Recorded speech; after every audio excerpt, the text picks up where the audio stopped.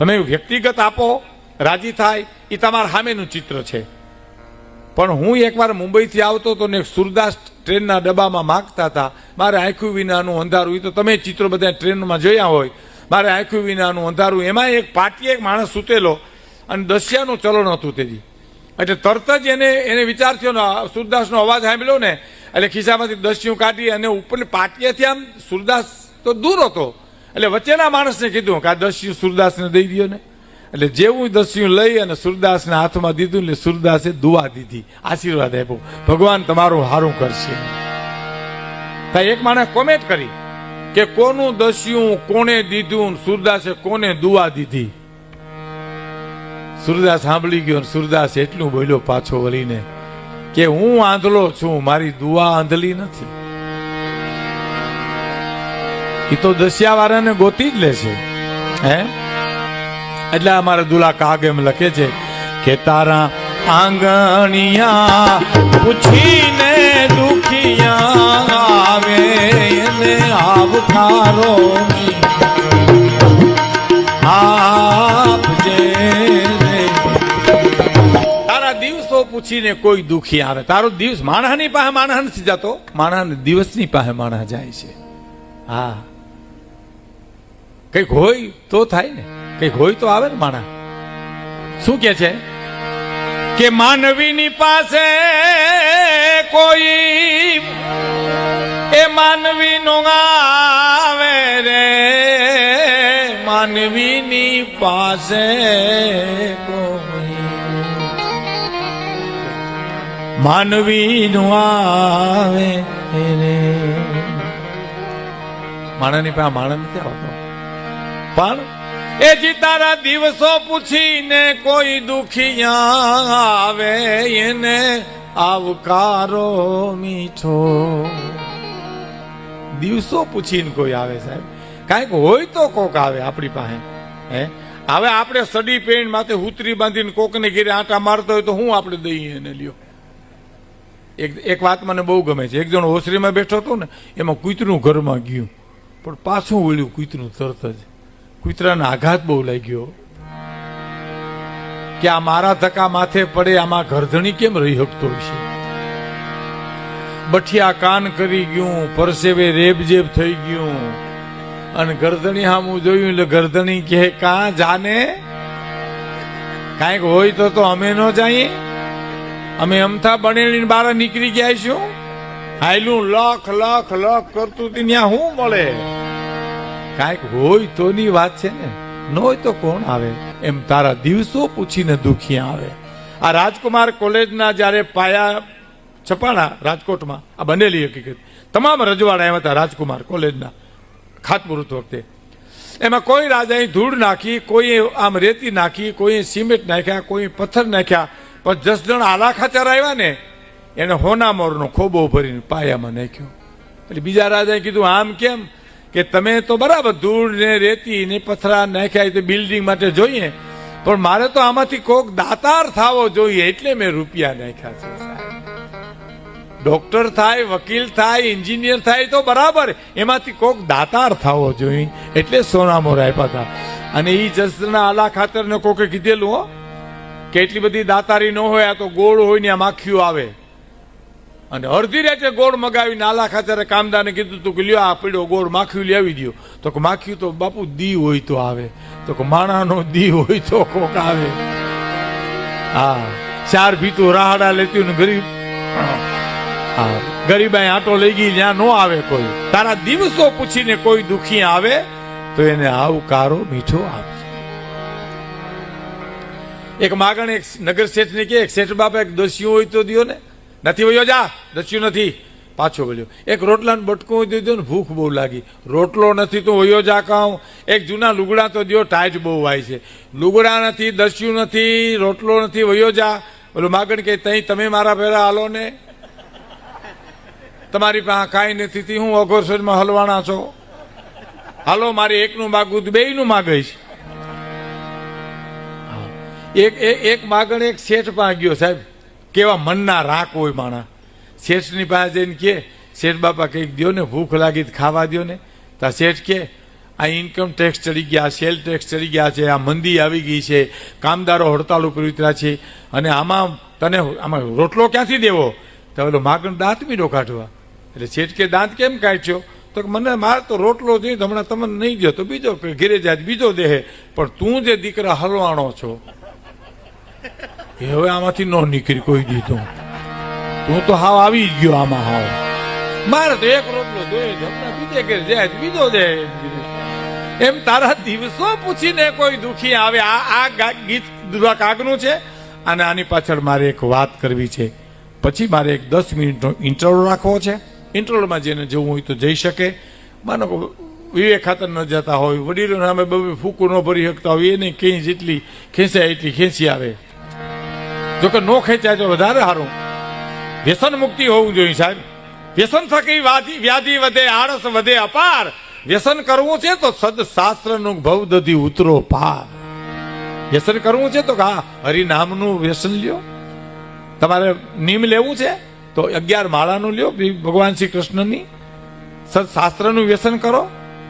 આ ચા, બીડી, પાન, હવે મારે બીજા નશાની વાત નથી કરવી, પણ ખાલી એક બીડીની વાત કરું. આમાં બીડીનો બધાની બેઠો હોય અને સખત બીડી પીવાની મનાઈ હોય આ મંડપમાં તો, પણ બીડીની કિંમત તો હુકલ પાંદડું ને ભૂંગળું ને પાંદડાનું, પણ એની તાકાત જોઈ તમે?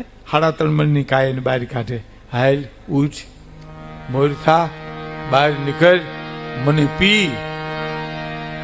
અને આ જણ જેવો જણ રજગાનીમાં બકરી આલી જેમ આયલો જાય ભાઈઓ. એ નશાની હું જરૂર સાહેબ?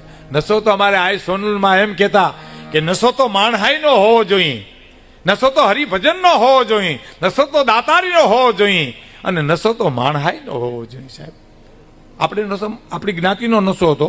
તમારું કામ ન કરું તો પટેલ નહીં, તમારું કામ ન કરું તો ગઢવી નહીં, તમારું કામ ન કરું તો રાજપૂત નહીં, તમારું કામ ન કરું તો કાઠી નહીં, તમારું કામ ન કરું તો હું કોળી નહીં. સોગન ખાતા નશાના સાહેબ એ નશો હોય. પછી બીજા નશાની જરૂર શું છે? વ્યસન મુક્તિ રહેવું જોઈએ. આજે નશાબાજ માણસને માણા મટાડી દે, નશાની શું જરૂર છે?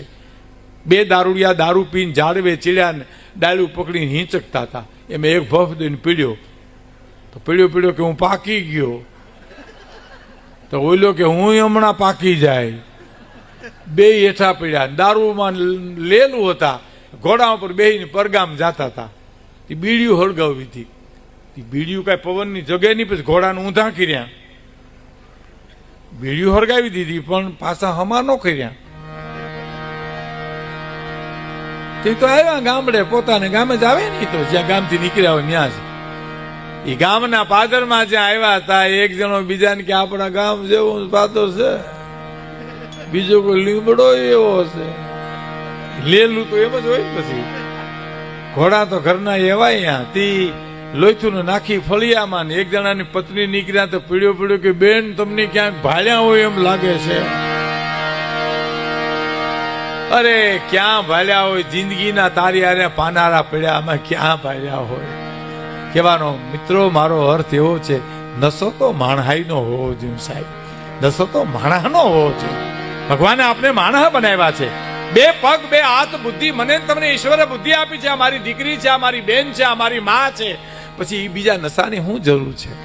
એટલે તો કવિને કેવું પડ્યું છે, એટલે તો બોટાદ કરે પણ લખ્યું છે કે સુકાનાઈ હાડ પાડોશીના બાળને મોઢે ઉઠી સણ નાખતો જાજે રે.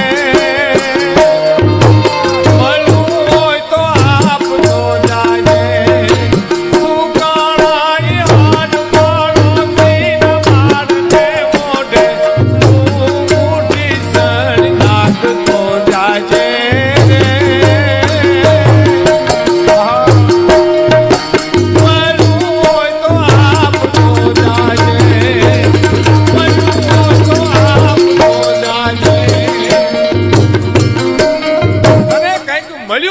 જગતને દેતો જાયજે. સુકાણા હાડ પાડોશીના બાળને મોઢે મુઠ્ઠી સણ નાખતો જાયજે.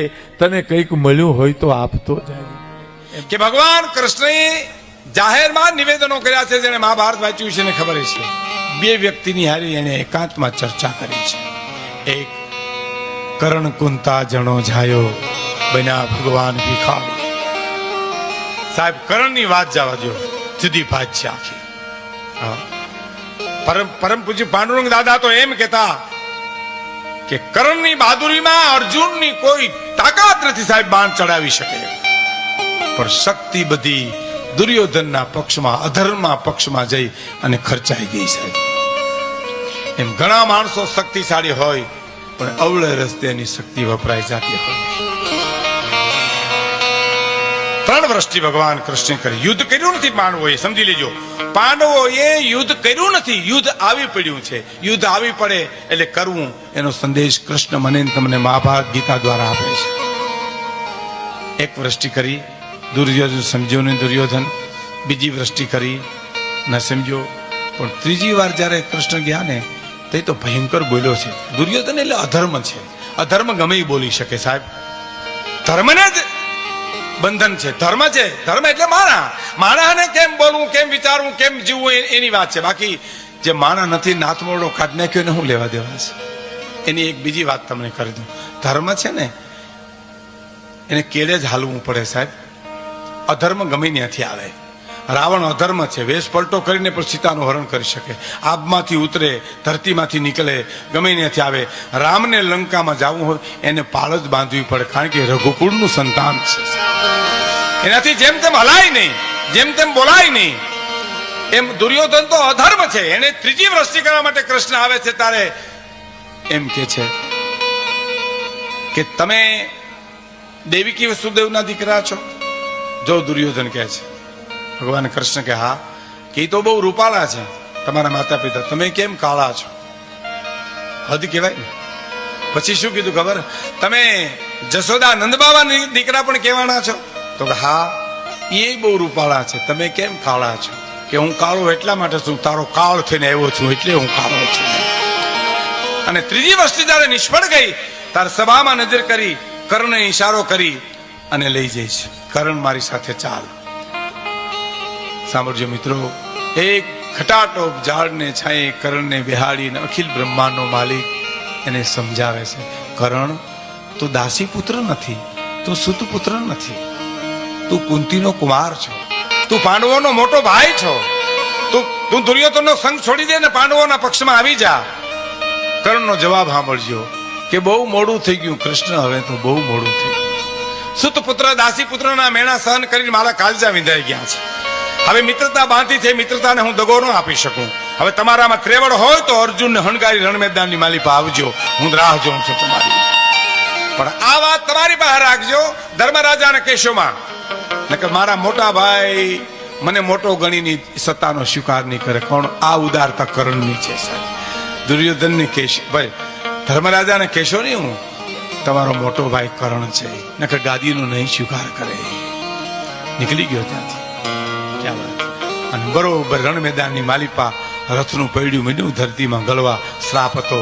એ તીરકામઠા એક બાજુ મૂકી અને પૈડું કાઢવા નીચે ઉતર્યો ને પછી ભગવાન કૃષ્ણે કીધું અર્જુનને કે લે હવે બાણ માર. કે બાણ મારું પણ એના હાથમાં હથિયાર નથી. તો હથિયાર નથી તે તું મારી હગી, બાકી તારી તાકાત નથી તો કર્ણને મારી શકે. હથિયાર નથી માટે એને માર. ઘણા એમ કે દગો ફટકો કર્યો ભગવાન કૃષ્ણે. ભગવાને દગો ફટકો એટલા માટે કર્યો છે કે અધર્મ મરવો જોઈએ. કોઈ પણ સંજોગોમાં પ્રતિજ્ઞા લઈ પણ શકાય, તોડી પણ શકાય, કોઈ પણ સંજોગોમાં અધર્મ મરવો જોઈએ સાહેબ. ધર્મને બચાવવા માટે તમે જે લ્યો, જે પ્રતિજ્ઞા લ્યો, તોડો એ તમને મુબારક છે. એની બે વાત મારા તમારા ઘરની વાત કરી દઉં. તમે મને કોઈ પણ માણસને એમ કહો કે તમે મારે ઘરે જમવા આવજો, એનું સત્ય છે શું? હું તમારે ત્યાં જમવા આવીશ. પણ એની માં કે બાપ બીમાર હોય ને તો એ સત્યને હોમી દેવું જોઈએ, ઓલા મોટા સત્યને હાંચવવું જોઈએ, એની સેવા કરવા જવું જોઈએ. એ ભગવાન કૃષ્ણ મને તમને એમ કીધું કે ધર્મનો મોટો ધર્મ હાંચવા માટે નાના ધર્મને છોડી દેવો, મોટું સત્ય હાંચવા માટે નાનું સત્ય હોમી દેવું. એક કર્ણને સામે એને ચર્ચા કરી. અને બીજી મહત્વની વાત હું તમને એ કહેવા માંગુ છું કે અર્જુનને એકાંતમાં બોલાવ્યો છે અને એ બોલાવીને એટલું કીધું છે કે અર્જુન તને ખબર છે કાલે શું પ્રસંગ છે? તો કે હા, માછલીની આંખ વીંધવાની છે મારે. એમ મચ્છ વિંધુનો પ્રસંગ છે, ખબર છે? તો હા. કેવી રીતે વિંધવાની ખબર છે? તો હા, તળાવ પાણી, એમાં પછી મારે નીચે જોવાનું, છાબડામાં પગ રાખવાના, આ બધો પ્રસંગ જાણીતો છે. મારે તો મહત્વની વાત કરવી છે. અને નીચું જોઈને ઉપર આંખ વિંધવાની છે. એમ તો હા, હવે જો હું તને એટલા માટે અહીં લેવો છું, એમાં જો તું નિષ્ફળ ગયો તો તું જીવતોય કોઈ બરાબર છે, ન જીવતોય કોઈ વાંધો નથી, એમાં કોઈ ફરક નથી પડે. મરી જતો પ્રશ્ન નથી, જીવતો પ્રશ્ન નથી. પણ એમાં જો તું પારંગત થા અને માછલીની આંખ જો વીંધી લે, હે હા વધારો રમેશભાઈ વધારો, બેસો. તાલુકા પંચાયત પ્રમુખ શ્રી પણ આવ્યા છે. હા તો અર્જુન સાંભળજો મિત્રો, બરાબર છાબડામાં પગ રાખજે, ચિત્તને ઠેકાણે રાખજે, મન બરાબર કાબુમાં રાખજે, બરાબર આંખ, માછલીની આંખ જ દેખાય, બીજું કાંઈ આંખ દેખાવી ન જોઈ. એ આપણી ગામડાની ભાષામાં જો મારે તમને કેવું હોય ને તો ભાઈતે જેમ ભાઈતું પાડે અને પાછી જેમ તેલ પાડે એમ સમજે. આમ કરજે, તેમ કરજે, ફલાણું કરજે, ચિત્ત ઠેકાણ રાખજે. બધું સાંભળ્યા પછી અર્જુને શું પ્રશ્ન કર્યો ખબર? કે આ બધું મારે જ કરવું, તમારે કઈ નહીં કરવાનું? હે કે આ બધું મારે જ કરવાનું, તમારે કઈ નહીં કરવાનું? અને ભગવાન કૃષ્ણનો જવાબ સાંભળજો કે તારાથી જે નહીં થાય ને એ હું કરીશ. કે તું શું કરી, તમે શું કરશો, જે મારાથી આવતીકાલે શું નહીં થાય. અર્જુન સાંભળી લે, પાણી સ્થિર હું કરી દઈશ, પાણી તારાથી નહીં સ્થિર થાય. અને પાણી સ્થિર કરું તો જ માછલી દેખાય, માછલી દેખાય તો જ આંખ દેખાય, આંખ દેખાય તો જ વિંધી હોય. એમ ભગવાન એમ કહે છે કે મારા સામે તું 10 ડગલા આવી ને તો 50 ડગલા હાલવા તારા સામે હું તૈયાર છું. પણ હે જીવ, તું મારે સામે આ તો આવ્યું ભલા માણસ. એ જીવ ઈશ્વર તરફ જવાની ગતિ, એના માટે આ સંતવાણી છે, એના માટે આ ભજનો છે, એના માટે આ લોક સાહિત્ય છે. કોઈ પણ સંજોગોમાં અધર્મ મરવો જોઈએ સાહેબ. ધર્મને બચાવવા માટે તમે જે લ્યો, જે પ્રતિજ્ઞા લ્યો, તોડો એ તમને મુબારક છે. એની બે વાત મારા અને તમારા ઘરની વાત કરી દઉં. તમે મને કોઈ પણ માણસને એમ કહો કે તમે મારે ઘરે જમવા આવજો, એનું સત્ય છે શું? હું તમારે ત્યાં જમવા આવીશ. પણ એની મા કે બાપ બીમાર હોય ને તો એ સત્યને હોમી દેવું જોઈએ, ઓલા મોટા સત્યને હાંચવવું જોઈએ, એની સેવા કરવા જવું જોઈએ. એ ભગવાન કૃષ્ણ મને તમને એમ કીધું કે ધર્મનો મોટો ધર્મ હાંચવવા માટે નાના ધર્મને છોડી દેવો, મોટું સત્ય હાંચવવા માટે નાનું સત્ય હોમી દેવું.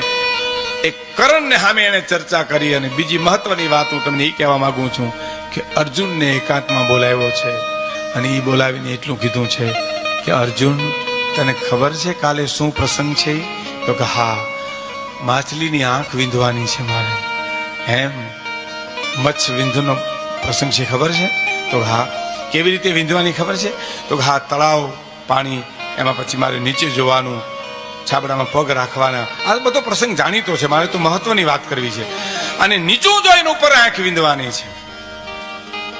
એમ તો હા, હવે જો હું તને એટલા માટે અહીં લેવો છું, એમાં જો તું નિષ્ફળ ગયો તો તું જીવતોય કોઈ બરાબર છે, ન જીવતોય કોઈ વાંધો નથી, એમાં કોઈ ફરક નથી પડે. મરી જતો પ્રશ્ન નથી, જીવતો પ્રશ્ન નથી. પણ એમાં જો તું પારંગત થા અને માછલીની આંખ જો વીંધી લે, હે હા વધારો રમેશભાઈ વધારો, બેસો. તાલુકા પંચાયત પ્રમુખ શ્રી પણ આવ્યા છે. હા તો અર્જુન સાંભળજો મિત્રો, બરાબર છાબડામાં પગ રાખજે, ચિત્તને ઠેકાણે રાખજે, મન બરાબર કાબુમાં રાખજે, બરાબર આંખ, માછલીની આંખ જ દેખાય, બીજું કાંઈ આંખ દેખાવી ન જોઈ. એ આપણી ગામડાની ભાષામાં જો મારે તમને કેવું હોય ને તો ભાઈતે જેમ ભાઈતું પાડે અને પાછી જેમ તેલ પાડે એમ સમજે. આમ કરજે, તેમ કરજે, ફલાણું કરજે, ચિત્ત ઠેકાણ રાખજે. બધું સાંભળ્યા પછી અર્જુને શું પ્રશ્ન કર્યો ખબર? કે આ બધું મારે જ કરવું, તમારે કઈ નહીં કરવાનું? હે કે આ બધું મારે જ કરવાનું, તમારે કઈ નહીં કરવાનું? અને ભગવાન કૃષ્ણનો જવાબ સાંભળજો કે તારાથી જે નહીં થાય ને એ હું કરીશ. કે તું શું કરી, તમે શું કરશો, જે મારાથી આવતીકાલે શું નહીં થાય. અર્જુન સાંભળી લે, પાણી સ્થિર હું કરી દઈશ, પાણી તારાથી નહીં સ્થિર થાય. અને પાણી સ્થિર કરું તો જ માછલી દેખાય, માછલી દેખાય તો જ આંખ દેખાય, આંખ દેખાય તો જ વિંધી હોય. એમ ભગવાન એમ કહે છે કે મારા સામે તું 10 ડગલા આવી ને તો 50 ડગલા હાલવા તારા સામે હું તૈયાર છું. પણ હે જીવ, તું મારે સામે આ તો આવ્યું ભલા માણસ. એ જીવ ઈશ્વર તરફ જવાની ગતિ, એના માટે આ સંતવાણી છે, એના માટે આ ભજનો છે, એના માટે આ લોક સાહિત્ય.